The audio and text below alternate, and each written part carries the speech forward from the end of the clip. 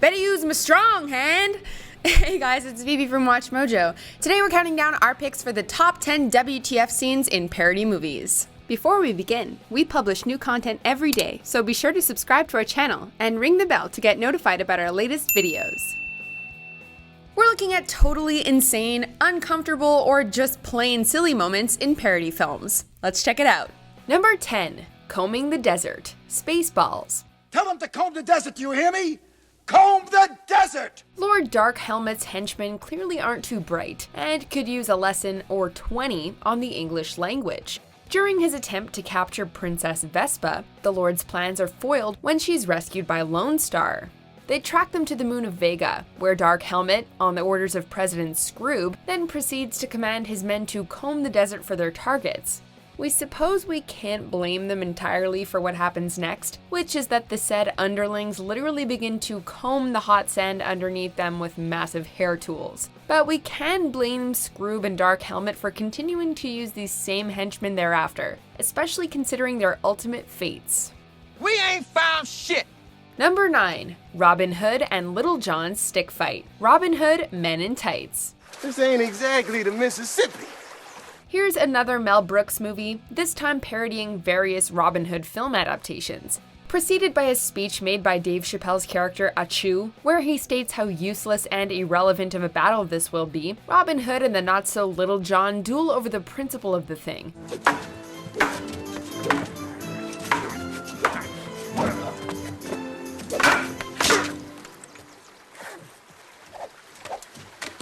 Using very big sticks while fighting on a very tiny bridge, the Men in Tights' weapons progressively decrease in size as their combat continues. Shortly after their sticks become a little too small to be of any real damage, Little John falls backwards into the smallest of streams. Help me! I can't swim! As Robin Hood laughs victoriously, John yells that he can't swim, and is anticlimactically saved by his opponent. Okay, so what was the point of all this then? You're all right now. Thank you, Robin. You saved me life. Number 8. Sewer Chocolate Epic Movie. A chocolate river. Epic is probably not the best word to describe this gag-inducing moment. In both film adaptations of Roald Dahl's children's novel, Charlie and the Chocolate Factory, the gluttonous Augustus Gloop defies the factory owner and drinks out of the chocolate river, a move that ends poorly for the kid. Transforming Wonka's river into a sewage line, Epic Movie depicts Edward literally consuming crap because he apparently cannot smell the difference between excrement and chocolate. While this scene is more disgusting than anything else, Epic Movie deserves credit for finding a way to make nearly drowning in chocolate seem like the preferable option. That's actually the sewer line. Number 7. Preemptive Boomerang. Black Dynamite. Parodying blaxploitation films from the 70s, Black Dynamite is packed with quotable one-liners and countless visual gags. Combining both of these elements to create an unapologetically silly, yet awesome moment, Black Dynamite faces off against the wicked Dr. Wu, who is instantly disarmed by a boomerang. Prior to entering the room, Dynamite launched the weapon to ensure the villain does not gain the upper hand in the upcoming battle. Anyone willing to sell smack to kids when Black Dynamite is around should be ready to lose a limb or two. Ha ha! I threw that shit before I walked in the room! Number 6. Every Sperm is Sacred. Monty Python's The Meaning of Life. Oh, bloody hell. Fond of blending crass and surreal humor, Monty Python tested the limits of good taste in 1983's sketch-based film, The Meaning of Life. The Autumn Years segment merits a special mention for Mr. Creosote's side-splitting contribution to the film. However, the ultimate what the hell moment must be the show-stopping Broadway-esque musical number called Every Sperm is Sacred. Starting out as an educational tune about the church's rejection of contraception and masturbation, Every Sperm is Sacred progressively spreads to encompass the entire town of Yorkshire, and the song itself is unbelievably catchy. Monty Python basically took Life of Brian's Always Look on the Bright Side of Life and upped the madness. Number 5. Jinxers Loves Grandma. Date movie. Jinxers!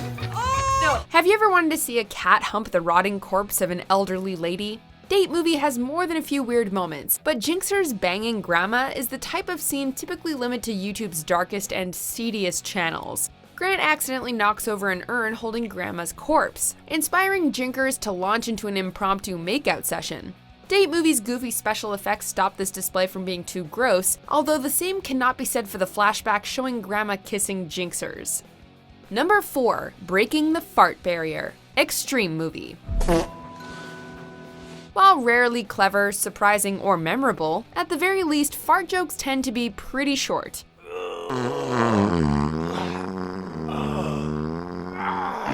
Evidently, Extreme Movie saw this as a missed opportunity. While making out, a girl accidentally breaks wind, prompting the dude to diffuse the tension by repeating the act. Cross the fart barrier. Really? See? Rather than moving on, the girl opts to set the mood by unleashing a long fart lasting for approximately half a minute, but it feels like an eternity. This joke basically amounts to farts are funny, but a girl farting is even funnier, and the final punchline barely does anything with the setup.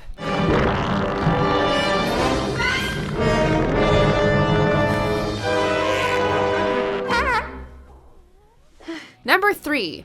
Dinner Made by Hanson's Hand. Scary Movie 2. Who'd like some appetizers? Oh yeah, that's what I like to hear. Here's a moment designed explicitly to test the audience's gag reflex.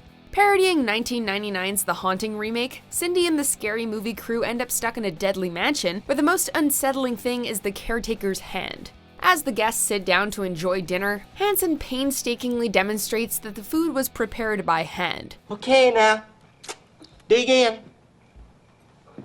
All right, now it's time for the turkey. Along with being extremely repugnant, this scene lasts for quite a while and pulls no punches when it comes to depicting Hanson's food-covered fingers. Following this display, the characters are likely to not be the only ones without an appetite. And now a lot of people like to baste their turkeys, but I use this.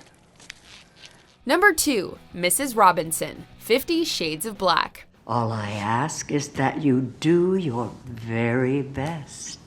I thought I was supposed to be here for music lessons. When it comes to subjects ripe for mocking, 50 Shades of Grey is quite a low-hanging fruit. Out of all the plot points to parody, 50 Shades of Black sets sights on the fact that Christian Grey was molested by a family friend as a teenager.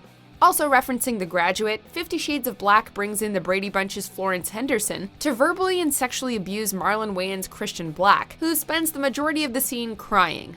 Unable to perform, Christian is dismissed, and Mrs. Robinson moves on to the next boy in line. Get off the bed. You're not ready for this.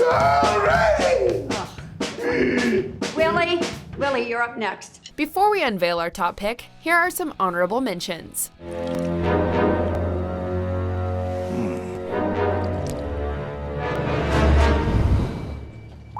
Always look on the bright side of life. Goodbye, Mama. Now you can have ice cream in heaven. I'll see you tonight when I go to bed in my head movies. But this head movie makes my eyes rain.